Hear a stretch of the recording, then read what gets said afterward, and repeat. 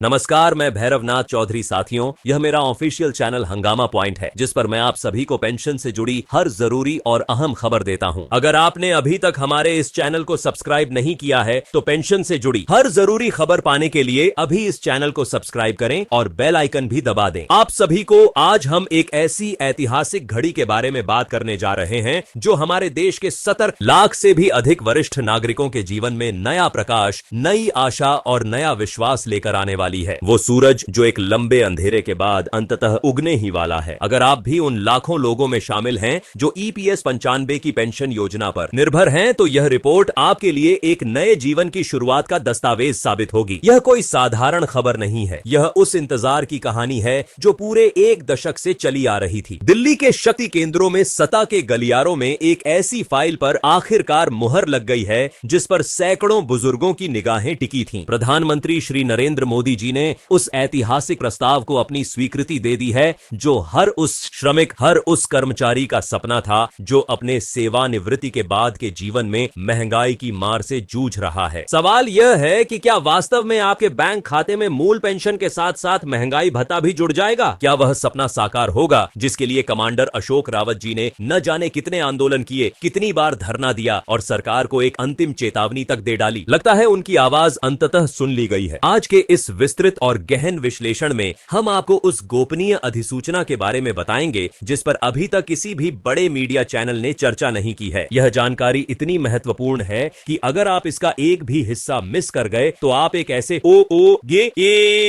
निर्णायक मोड़ से वंचित रह जाएंगे जो आपके और आपके परिवार के भविष्य की दिशा बदल सकता है। इसलिए कृपया इस रिपोर्ट को अंत तक बिना ब्रेक लिए देखें और सुने। भाइयों और बहनों, आप सभी को वह दृश्य याद होगा जब कमांडर अशोक रावत जी ने जंतर मंतर से सरकार को स्पष्ट शब्दों में संदेश दिया था। उन्होंने कोई गोलमोल बात नहीं की। उन्होंने साफ कहा था, अब बहुत हो चुका, अब और इंतजार नहीं। और अब विभिन्न विश्वसनीय स्रोतों से मिल रही जानकारी यही बता रही है कि इस बार केंद्र सरकार ने अशोक रावत जी की प्रमुख 4 मांगों को बिना किसी काट छांट के स्वीकार करने का फैसला कर लिया है। ऐसी संभावना जताई जा रही है कि संसद के बजट सत्र के दौरान या तो वित्त मंत्री निर्मला सीतारमण जी स्वयं या फिर खुद प्रधानमंत्री नरेंद्र मोदी जी मंच से इस जन परिवर्तनकारी निर्णय की घोषणा कर सकते हैं। लेकिन थोड़ा रुकिए, इस पूरे मामले में एक गहरा रहस्य और एक अनिश्चितता का भाव भी छिपा हुआ है। क्या यह 7,500 की पेंशन का लाभ हर एक ईपीएस 95 पेंशन भोगी को मिलेगा या फिर इसमें भी कोई शर्तें जुड़ी होंगी? क्या पात्रता का कोई नया दायरा तय किया जाएगा? आइए हम आपको इसकी गहराई में ले चलते हैं और वे सभी छिपी हुई बातें बताते हैं जो आप तक पहुंचनी जरूरी है। अपना पूरा ध्यान यहीं केंद्रित कीजिए। हमारे विशेष सूत्रों के मुताबिक नए प्रावधानों के तहत पेंशन व्यवस्था को 3 बड़ी श्रेणियों में बांटा जा सकता है। पहली श्रेणी में वे सभी वरिष्ठ नागरिक शामिल होंगे जिनकी वर्तमान मासिक पेंशन की राशि महज 1,000 रुपए है। ऐसे सभी पेंशन भोगियों को सीधे तौर पर 7,500 रुपए मासिक के नए पेंशन ब्रैकेट में शामिल कर लिया जाएगा। यह उनके जीवन स्तर में एक क्रांतिकारी मोड़ लाने वाला कदम होगा। दूसरी श्रेणी का संबंध उस ऐतिहासिक बदलाव से है जिसकी मांग दशकों से की जा रही थी, महंगाई भत्ते का लाभ। आप सभी को पता है कि ईपीएस 95 योजना के अंतर्गत अब तक महंगाई भत्ते यानी डीए का कोई प्रावधान नहीं था, लेकिन नई व्यवस्था में अब पेंशन भोगियों को भी केंद्र सरकार के कर्मचारियों की तरह महंगाई भत्ता दिया जाएगा। इसका मतलब यह हुआ कि आपकी पेंशन हर साल महंगाई दर के हिसाब से बढ़ती रहेगी, जिससे आपकी खरीदने की क्षमता स्थिर बनी रहेगी। तीसरी श्रेणी में स्वास्थ्य सुरक्षा का एक बड़ा तोहफा शामिल है। निःशुल्क चिकित्सा सुविधाओं का आयुष्मान भारत योजना के साथ एकीकरण। आप ईपीएस 95 के पेंशन भोगी भी आयुष्मान भारत योजना के तहत देश के किसी भी मान्यता प्राप्त अस्पताल में उच्च स्तर की चिकित्सा सुविधाओं का लाभ उठा सकेंगे। यह कदम बुजुर्गों के लिए चिकित्सा खर्च के भारी बोझ से मुक्ति दिलाने वाला साबित होगा। हालांकि कमांडर अशोक रावत जी का रवैया अभी भी साफ और दृढ़ है। उन्होंने यह सुनिश्चित कर लिया है कि अगर लिखित आदेश हासिल नहीं होते तो वे एक बार फिर दिल्ली को अपने अहिंसक आंदोलन से घेर लेंगे और इस बार का आंदोलन पिछले सभी आंदोलनों से 10 गुना अधिक बड़ा और प्रभावशाली होगा। अब एक सवाल आपसे भी है, क्या आप इस निर्णायक आंदोलन के लिए खुद को तैयार कर रहे हैं? अगर हां तो कृपया हमें नीचे कमेंट सेक्शन में हां जरूर लिखकर भेजें। आपकी एक टिप्पणी लाखों लोगों के संकल्प को और मजबूती देगी। साथियों, यह साल पेंशन भोगियों के लिए एक स्वर्णिम वर्ष साबित होने वाला है। प्रधानमंत्री नरेंद्र मोदी जी इस बात को अच्छी तरह समझते हैं कि देश के बुजुर्गों का आशीर्वाद और उनका समर्थन कितना महत्वपूर्ण है। दिल्ली के राजनीतिक गलियारों में यह चर्चा गर्म है कि प्रधानमंत्री कार्यालय और खुद प्रधानमंत्री जी ने श्रम मंत्रालय को स्पष्ट और सख्त निर्देश जारी किए हैं कि पेंशन भोगियों से जुड़ी सभी फाइलों को तेजी से निपटाया जाए। लेकिन एक डर यह भी है कि कहीं सरकार केवल मौखिक आश्वासनों तक ही सीमित न रह जाए। इस शक का जवाब अशोक रावत जी ने पहले ही दे दिया है। उनका कहना है कि हमें झूठे वादे नहीं चाहिए, हमें अपने बैंक खातों में असली पैसा चाहिए। अगर सरकार अपने वादों से मुकरती है तो अशोक रावत जी के नेतृत्व में तैयार उनकी टीम पूरी तरह सजग है। उनका संकल्प अडिग है। पेंशन 7,500 और महंगाई भत्ता लागू होकर ही रहेगा, चाहे इसके लिए कुछ भी करना पड़े। कमांडर अशोक रावत जी सिर्फ सड़कों पर आंदोलन नहीं कर रहे हैं, बल्कि उनके पास एक पूरी तरह से योजनाबद्ध और स्तरीय रणनीति भी मौजूद है। हमारे सूत्रों से मिली गोपनीय जानकारी के अनुसार अगर बजट में ईपीएस 95 पेंशन के संदर्भ में कोई साफ जिक्र नहीं किया गया तो अशोक रावत जी पूरे देश के हर जिले में एक साथ एक सामूहिक अनशन आंदोलन की शुरुआत कर देंगे। उन्होंने सरकार को जो पत्र लिखा है उसमें एक बेहद कड़े और स्पष्ट शब्द का इस्तेमाल किया गया है,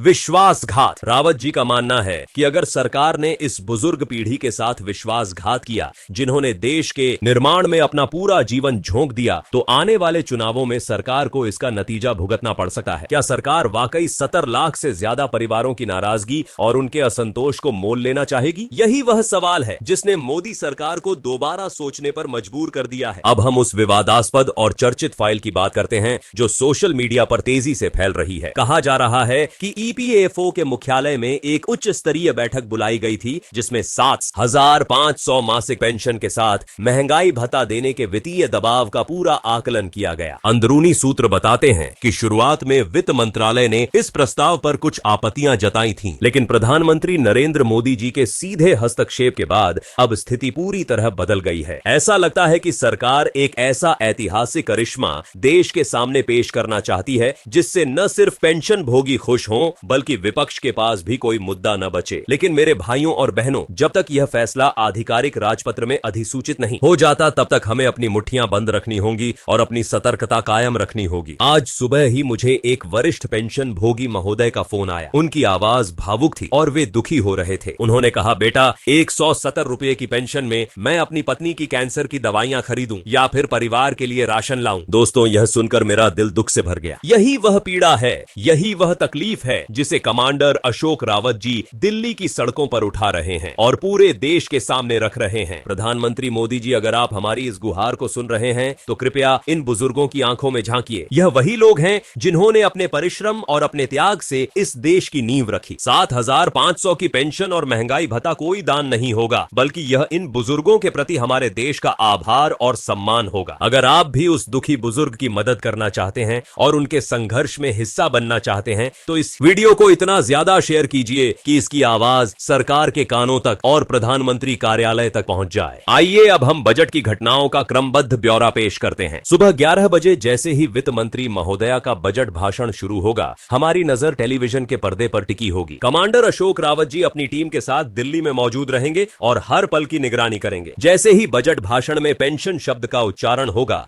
हम इसी चैनल पर लाइव प्रसारण करके आपको यह दिखाएंगे कि आपके खाते में बढ़ी हुई राशि कब से जमा होनी शुरू होगी। एक अहम सूचना यह भी है कि इस नई पेंशन व्यवस्था को पूर्व प्रभाव से भी लागू किया जा सका है। मतलब यह कि आपको सिर्फ आने वाले समय की बड़ी पेंशन ही नहीं बल्कि पिछले कुछ सालों का एक मोटा बकाया भुगतान भी मिल सकता है। सोचिए, अगर 2 साल का बकाया एक साथ आपके खाते में आ जाता है तो हर पेंशन भोगी के खाते में लाखों रुपए की रकम पहुंच सकती है। यह रकम उनके लिए वरदान साबित होगी। अशोक रावत जी ने साफ कर दिया है कि पेंशन 7,500 लागू होकर ही रहेगी। उनका नारा पक्का है, हम ना झुकेंगे ना रुकेंगे। उन्होंने यह चेतावनी भी दी है कि अगर कोई घोषणा नहीं हुई तो दूसरी सुबह पूरा देश एक ऐसा नजारा देखेगा जो इतिहास में दर्ज हो जाएगा। क्या आप अपने हक के लिए लड़ने को तैयार हैं? अगर हां तो कृपया कमेंट सेक्शन में अपना शहर का नाम या हां जरूर लिखें ताकि हम एक मजबूत और व्यापक नेटवर्क बना सकें। हम साथ लड़ेंगे और हम साथ जीतेंगे। अब एक सवाल यह भी उठता है कि आखिर सरकार ने इस ओर कदम बढ़ाने का फैसला क्यों लिया जबकि यह मांग सालों से लंबी थी। इसके पीछे का कारण भी बेहद अहम है। सूत्रों के मुताबिक आने वाले समय में पेंशन और सामाजिक सुरक्षा से जुड़े मुद्दों पर सरकार किसी भी तरह का व्यापक असंतोष नहीं चाहती और क्योंकि ईपीएस 95 पेंशन भोगियों की तादाद लगातार बढ़ रही है, इसलिए यह मुद्दा अब नजरअंदाज करने लायक नहीं रह गया था। सरकार के सामने यह साफ तस्वीर थी कि अगर 7,500 पेंशन और महंगाई भत्ते की मांग को फिर से टाल दिया गया तो इसका असर सिर्फ सड़कों पर ही नहीं बल्कि राजनीतिक और चुनावी माहौल पर भी पड़ सकता था। यही वजह मानी जा रही है